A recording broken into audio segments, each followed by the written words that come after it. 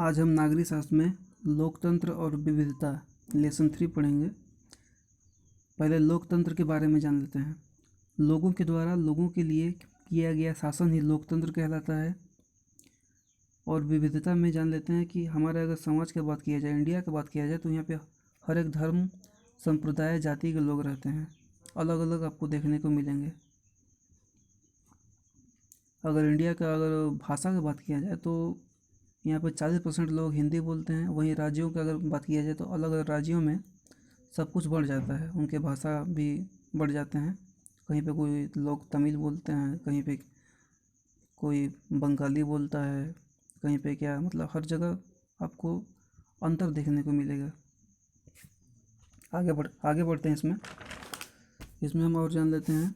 इसमें कहानी है, कहानी के माध्यम से जानते हैं। इसमें टॉम स्मिथ और जॉन कार्लोस के बारे में बताया गया है कि ये अफ्रो अमेरिकी हैं और इनके साथ किस तरह से भेदभाव किया गया था अमेरिकी गोरे लोगों के द्वारा, क्योंकि ये काले थे।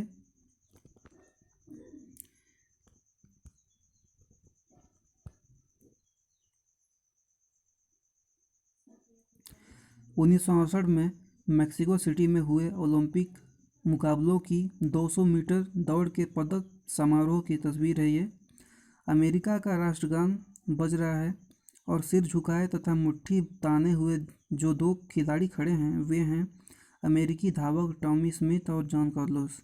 ये दोनों अफ्रो अमेरिकी हैं, मतलब दोनों काले हैं।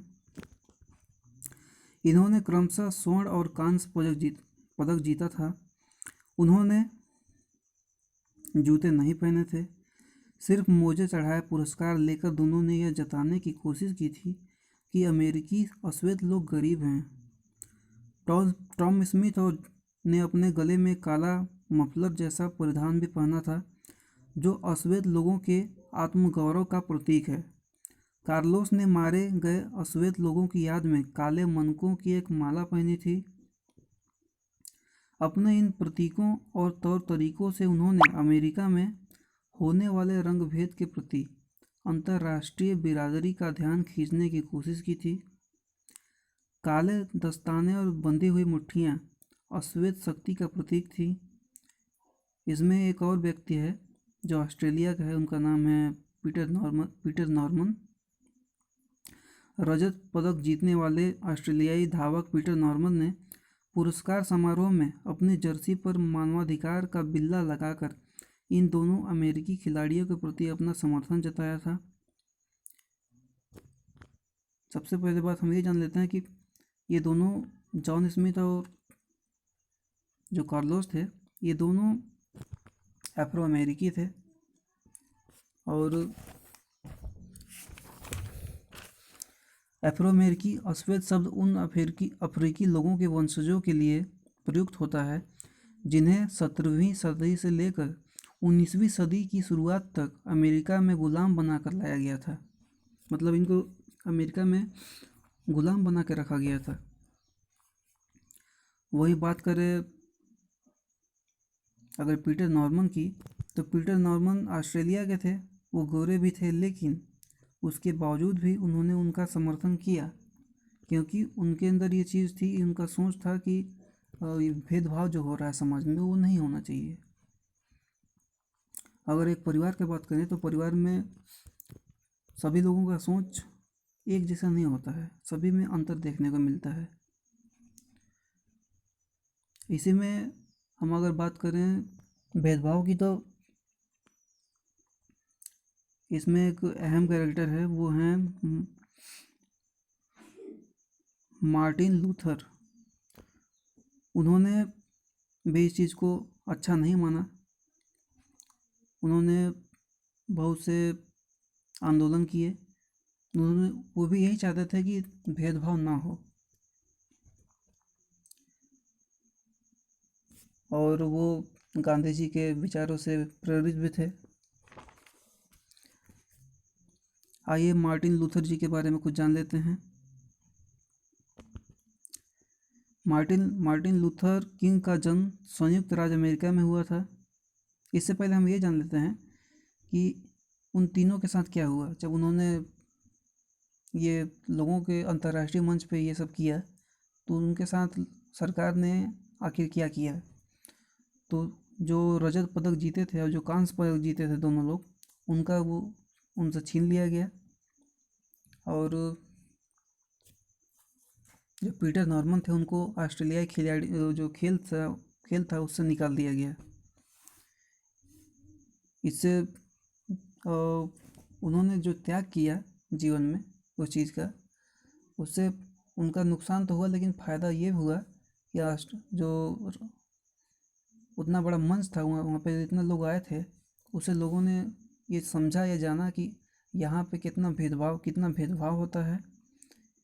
और इससे एक तरह से उनका अच्छा हुआ लाइफ में कि उन्होंने जो आंदोलन किया वो आगे जाके अच्छा हुआ, सफल सिद्ध हुआ। अब हम जान लेते हैं मार्टिन लूथर जी के बारे में कि इन्होंने काले लोगों के साथ जो भेदभाव हो रहा था उस चीज़ को इन्होंने कैसे समाप्त किया, क्या किया उन्होंने। तो मार्टिन लूथर किंग का जन्म संयुक्त राज्य अमेरिका में हुआ था। वे बचपन से ही कुशाग्र बुद्धि के बालक रहे थे। उनके विचारों पर गांधी जी के विचारों का बहुत प्रभाव पड़ा था। उन्होंने जीवन का उद्देश्य समाज में अन्याय, उत्पीड़न, शोषण तथा भेदभाव को समाप्त करना बना लिया।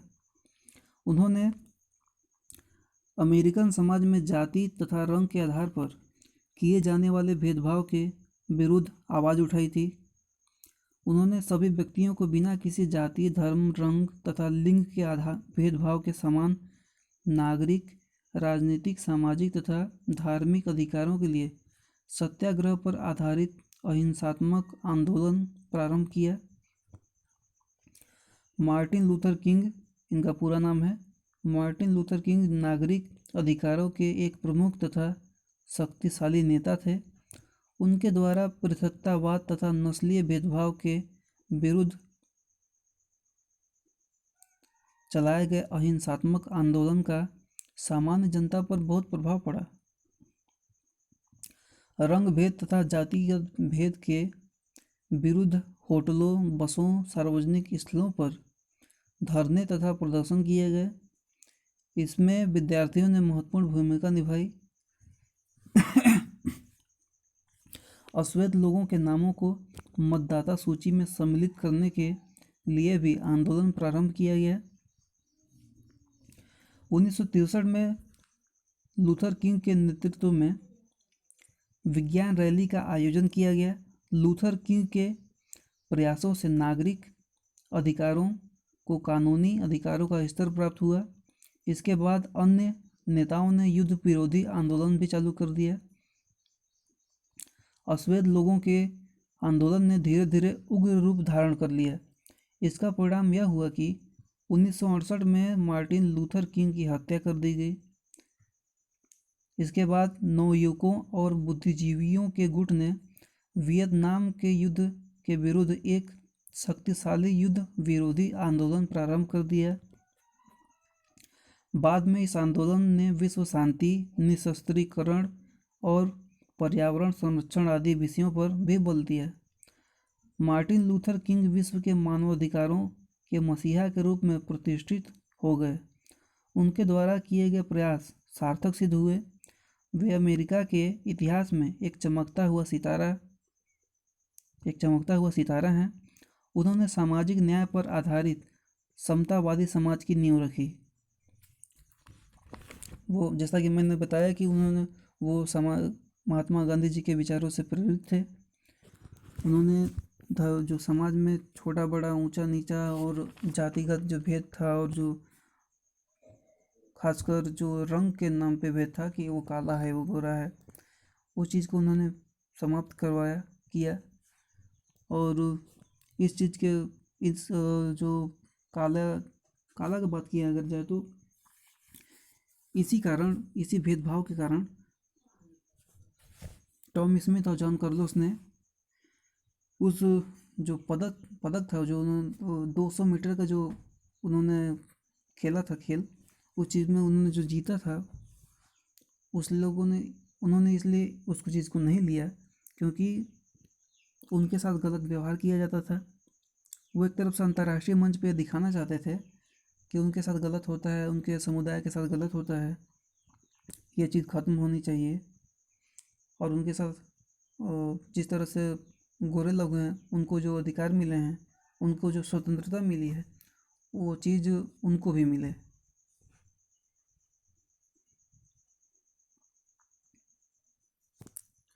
आगे आगे और जान लेते हैं इसके बारे में।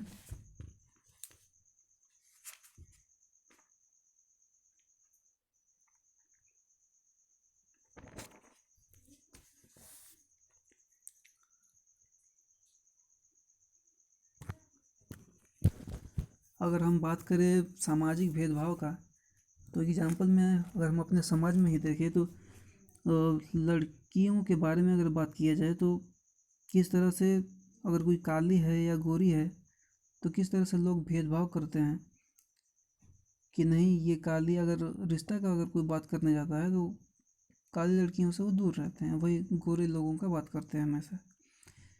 तो यहाँ पे अगर हम देखा जाए तो हमारे समाज में ही लोगों के अंदर सोच क्या है कि कोई अगर काला है, सांवला है तो वो गलत है, या वो अच्छा नहीं दिखता है, वगैरह वगैरह बहुत सारी चीज़ें हैं जो लोगों के अंदर घर कर गई हैं कि ये चीज़ गलत है। ये चीज़ नहीं होना चाहिए। अगर बात किया जाए बहुत समाज हमला, अगर देखा जाए तो बहुत लोग ये भी सोचते हैं कि लड़का है तो ये कर सकता है, लड़की है तो ये नहीं कर सकती। अगर यही देखा जाए कि हमारे समाज में ही हम देख सकते हैं, कहीं जाने की ज़रूरत नहीं है, हम अपने समाज में ही देख सकते हैं कि लोगों की सोच क्या है। इस चीज़ को ये ख़त्म होना चाहिए और सभी को एक समान दर्जा मिलना चाहिए।